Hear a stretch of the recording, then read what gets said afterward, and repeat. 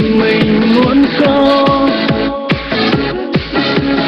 một lần đã trọn vẹn ai ơi.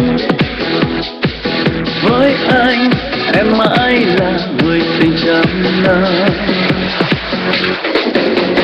Nhưng vòng tay ấm sớm đã xa rồi như con tàu ra khơi.